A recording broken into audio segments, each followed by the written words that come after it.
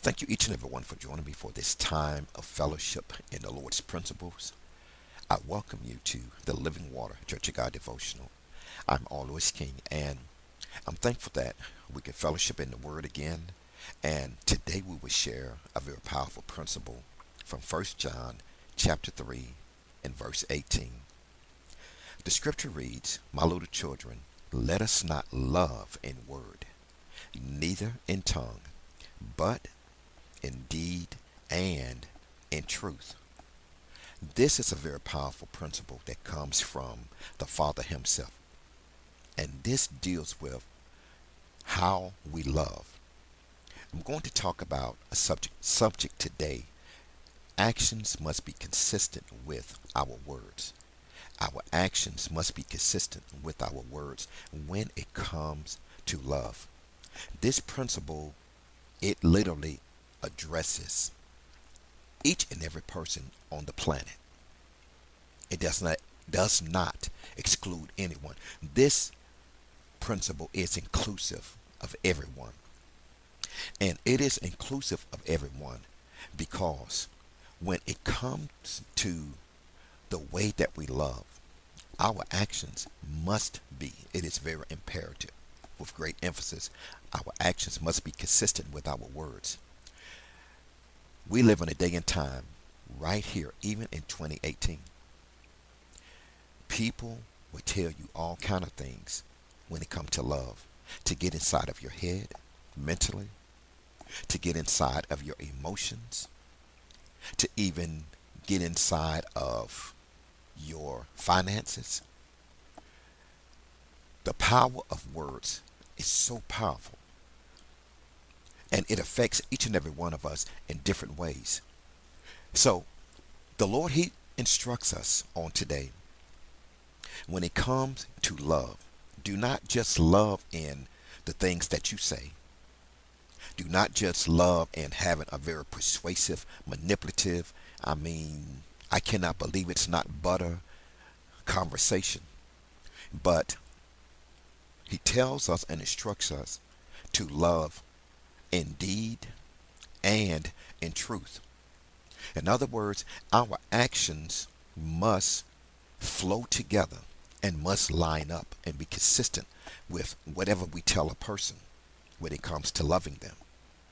And when He says also to love in truth, that means being just real, honest, straight up, just putting it out there, holding absolutely nothing back. Do not try to cover anything. Do not try to deceive a person. It is being genuine with the person. And when we look at this principle has caused many people to see themselves, as well as it has been an indictment against many individuals.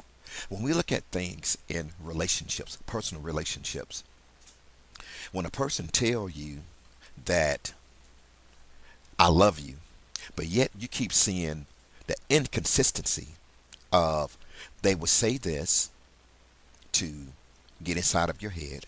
They would say this to get inside maybe your finances. They would say this to get access to the wholeness of your person in every way.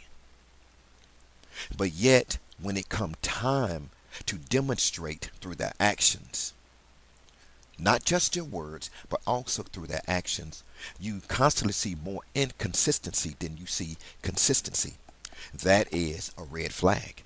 And how many times have individuals, have persons told us different things, and the red flags have been right in our face the whole time?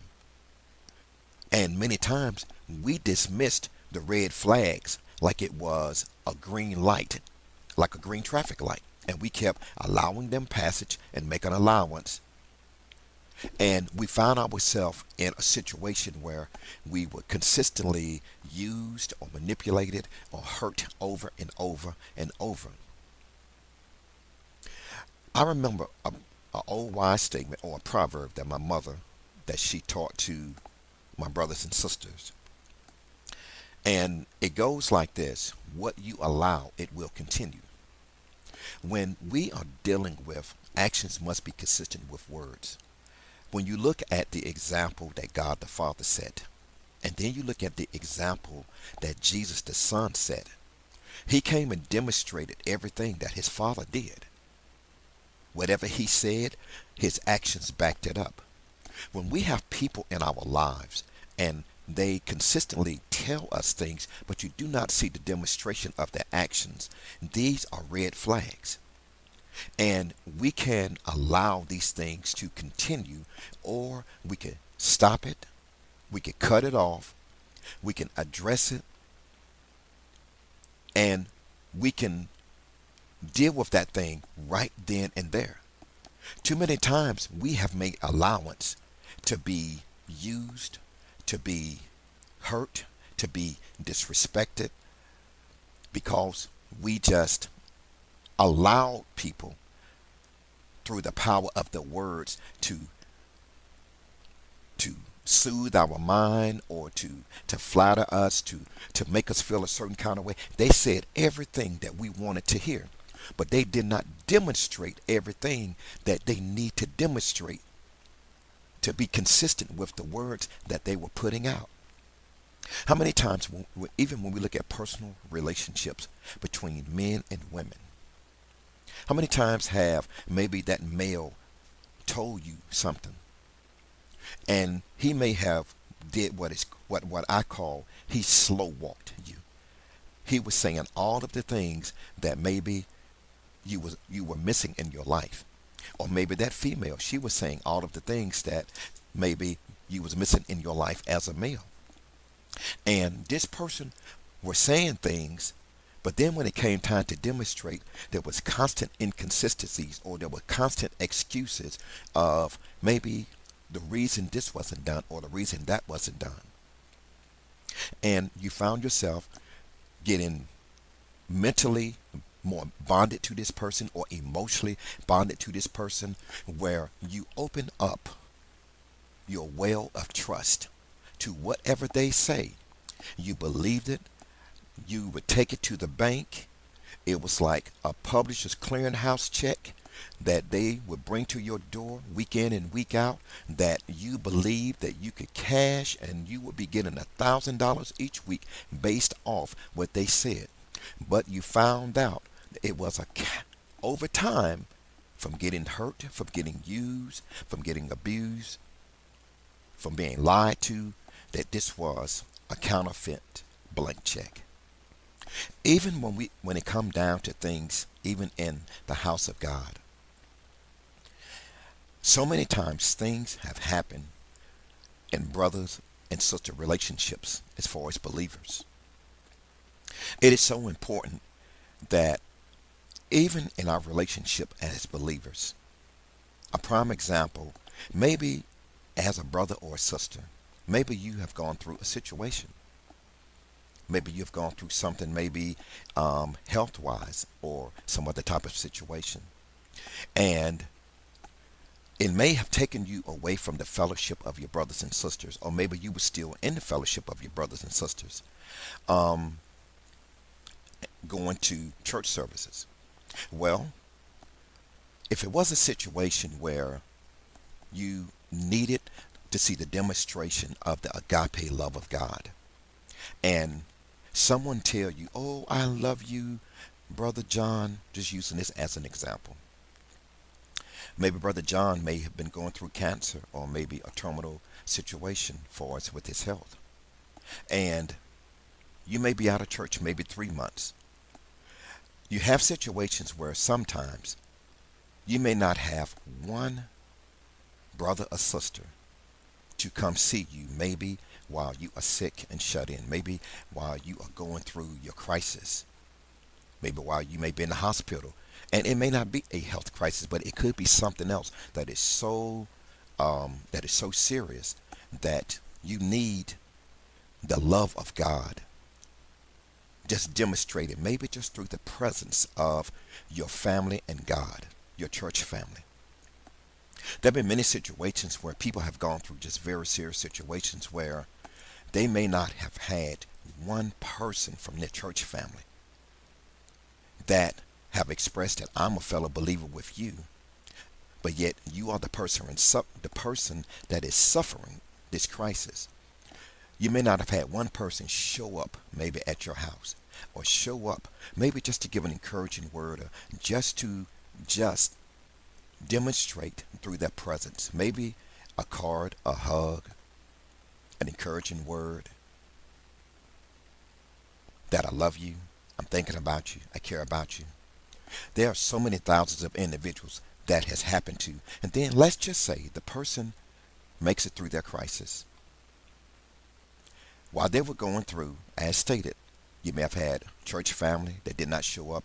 There have even been situations where even church leadership, pastors, leaders, did not even show up. And then you recover, you come back to the house of God, and then you hear these words, "Oh, Brother John, we just missed you so much. We love you. We appreciate you making it back and the Lord bringing you back." Well, so much damage has been done, because when a person, if they make it back to the house of God through whatever the crisis is, while they were going through, if they did not see the consistency of you telling me now that you love me, but yet your actions never demonstrated while I was going through that you love me. Your actions were not consistent with your words that you were saying now. That has caused so many individuals to fall out with God. That has caused so many individuals to fall out with churches. That has caused so many individuals even to fall out, even with leaders, church leadership. Because actions must be consistent with our words. And when it is not, it does a world of damage. When we find ourselves in situations where we can demonstrate actions along with the words that we say, then this will leave a powerful effect upon a person's life, as well as you will be remembered for the legacy of love that you have left in that person's life by demonstrating the agape love of God, by being consistent with your words as well as consistent with your actions, that the two are flowing together like they are twins. Like they are twins. When people see that your actions validate your words, you have made an impression beyond what you ever could imagine. So may this devotional on today, may it encourage you, may it bless you. And I trust, as I think on the words of this devotion, it makes me look over my life, because this word is for me also. And I want to make sure that if I tell you that I love you, I am going to demonstrate most of all also that I love you in some capacity wherein it is without question that my actions are consistent with my words. On today, in closing, no more red flags. Let us stop the inconsistency and become consistent through our words and our actions of love with the agape love of God. God bless you.